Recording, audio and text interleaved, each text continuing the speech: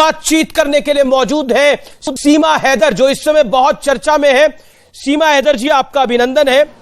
मेरा पहला सवाल तो आपसे यही है कि लोग प्यार में फना हो जाते हैं, लेकिन आपने तो सरहद पार कर ली इस प्यार में। लेकिन अब आपको लग रहा है, एक मन में सवाल आ रहा है, जिस तरह से पूछताछ हो रही है, सारा अटेंशन आपकी तरफ आ गया है, ये सरहद पार आपने क्यों करी?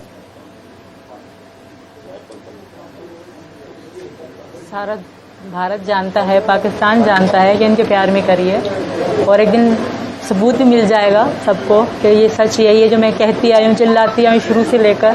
कि ये बनी बनी बातें नहीं है, ये सच है जो मैं कह रही हूँ। मोहब्बत में मैं आई हूँ और प्यार में जैसे फना हो जाते हैं। मुझे अगर जान देनी भी पड़ी तो मैं सोचूंगी नहीं सचिन के लिए। लेकिन अभी तो जान देने की बात नहीं है, अभी तो कागज देने की बात है, अभी तो पासपोर्ट देने की बात है। अभी तो बात है कि आप इतना तामझाम, इतना पासपोर्ट पाकिस्तान से आप यूएई चली जाती हैं, यूएई से नेपाल आती हैं, नेपाल से घूमकर फिर हिंदुस्तान आ जाती हैं। यूएई कैसे कर लिया आपने ये सब कुछ, सीमा जी? यूएई यूएई मतलब दुबई, शारजा शारजा शारजा। चलो ये तो बता दे भैया। शारजा। अच्छा, वो तो हर में वहाँ कोई उतरी नहीं, कोई मैं घूमी नहीं। वहाँ की टिकट हमारे यहाँ से ऐसी मिली। पहली बार जो मेरी शारजा की टिकट थी, एयर अरबिया की टिकट थी, तो पाकिस्तान से सीधा नेपाल के लिए कोई जहाज उड़ता नहीं है। अगर एक मेरे लिए तो कोई जहाज उड़ेगा नहीं। तो ऐसा था कि वहाँ से शारजा से मुझे काठमांडू आना पड़ा पहली बार। दूसरी बार तो फ्लाइट दुबई थी, तो दुबई से मुझे नेपाल से इंडिया आई।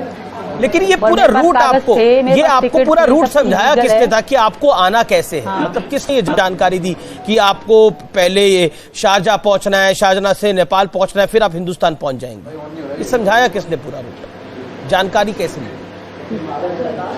आजकल के अगर आप booking.com ऐप डाउनलोड कर लेना, उसमें भी अगर आप टिकट देखेंगे ना तो यही लिखा होगा कि Pakistan to Nepal, Dubai to Nepal. मतलब कोई भी कहीं से भी आप जहाज के साथ पूछताछ करोगे ना, तो सीधा आपको वहाँ के लिए कोई भी जहाज नहीं बताएगा। तो इसमें कोई किसी बताने की जरूरत नहीं है। और टिकट मुझे सईद फहद अब्बासी ने करके दी। इसमें उनकी हाँ, ये सब करते हैं सर। नहीं पर पाकिस्तान से जो डायरेक्ट फ्लाइट है, पाकिस्तान से तो हिंदुस्तान की डायरेक्ट फ्लाइट है, उससे भी आप पा सकती कब नहीं है। तो हिंदुस्तान की फ्लाइट डायरेक्ट है, आप यकीन से कह सकते हैं। नहीं, मैं कह रहा हूँ मेरा सवाल बहुत सीधा है। क्या आपको लगता है मैडम, क्या आपको लगता है सीमा, क्या आपको लगता है कि ये आपको जो जानकारियां मिली और उसके बाद आपकी उम्र को लेकर सवाल है, आप 21 साल की हैं या 27 साल की है, ये कागजात आपको किसने मुहैया कराए और आपके पास इतने पैसे कहाँ से आए? क्योंकि इन सब फ्लाइट्स के पैसे लगे होंगे। सर, मैं 1000 बार बोल चुकी हूँ, मैंने अपना घर बेचा था। अब तो यूट्यूब में मेरा वो घर भी दिखाया जा रहा है। बाकी मेरा वही घर था, एक कमरे वाला। और दूसरी बात सर, मैं पैसे अपने घर बेच के लाई थी। और दूसरी बात, कोई आना ये प्लानिंग नहीं था। और रही बात इंडिया आना सीधा, तो मैंने कोशिश करी थी। ऐसा नहीं मैं इंडिया आने की कोशिश करी नहीं। मेरा सुबह शाम यही सोचती थी, यही यूट्यूब में देखती थी मैं इंडिया कब जाऊंगी, कैसे जाऊंगी, क्या क्या चाहिए होगा। सुबह शाम में यही देखा करती थी। आपके भाई, मुझे शौक नहीं था यहाँ की जेल में रहने का। पर एटीएस से आपकी पूछताछ हुई है, तो वहां पर जो पूछताछ हुई है, लेकिन ऐसा लग रहा है कि वो आपके जवाबों से सेटिस्फाई नहीं है जो इंडियन एजेंसीज हैं। सर, मैंने सच बोला है।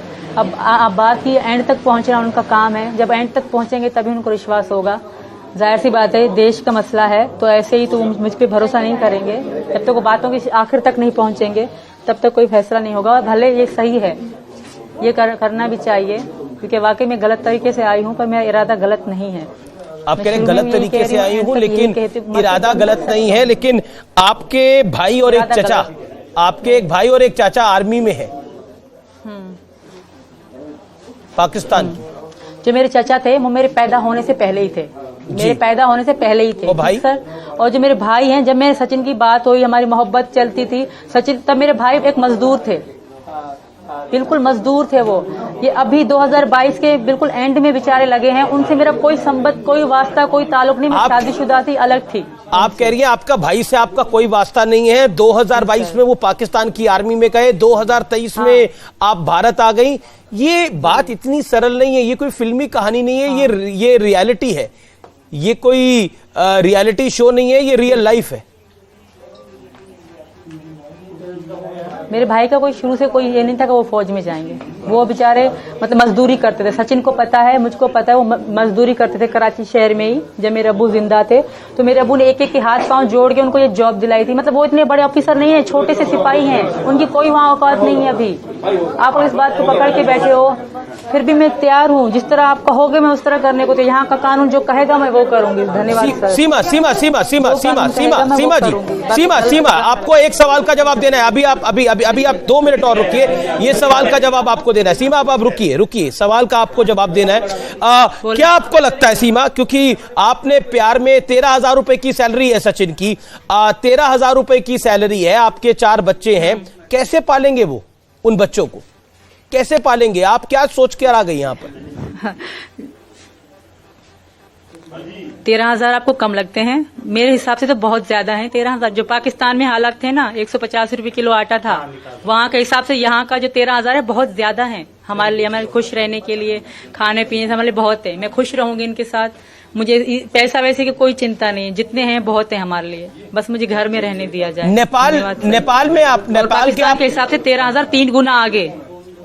आप नेपाल के एक होटल में गई और आपसे वहां पर आपके कागज मांगे गए, आपने कागज नहीं दिए और फिर आपने वहां पे एक्स्ट्रा पैसे दिए, क्यों? अगर आप सब कुछ जायज था तो आपके पास पैसे होने, बिल्कुल भी एक्स्ट्रा नहीं दिया, 1 टका भी एक्स्ट्रा। भैया सुने, हमारे रिपोर्टर ने जानकारी ली है, उनके साथ फैमिली की तरह हम रहे। मैं सचिन लड़ते थे, वो जो होटल वाले वो मेरे साथ फैमिली की तरह रहे। मैं सचिन ने एक बार लड़ाई करी तो उनके पापा आके हमारे साथ बैठे। जब मैं आ रही थी वापस, हम अलग जा रही थी होटल से, तो वो अंकल रो रहे थे मेरे लिए कि मेरी बेटी जा रही है। मैं इतना अच्छे से उनके साथ रही, फैमिली की तरह हम रहे। वो वीडियो सब हैं।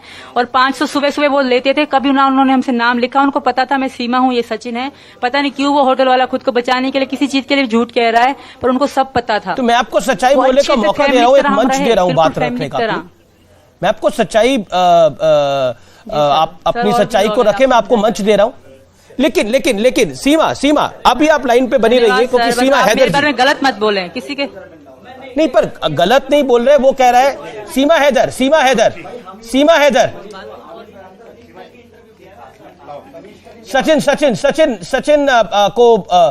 सचिन को जरा माइक दीजिए।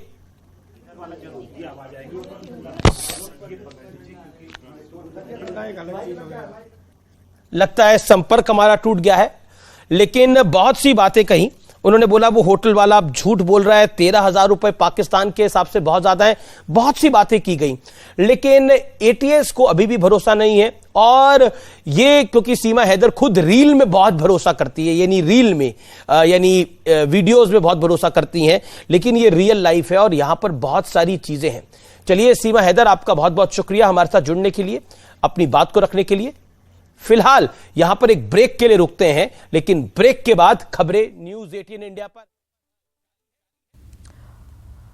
तो एक्सक्लूसिव तस्वीरें आप देख रहे थे, सीमा हैदर को आप सुन रहे थे। एक्सक्लूसिव इंटरव्यू था, अमीश देवगन ये एक्सक्लूसिव इंटरव्यू ले रहे थे।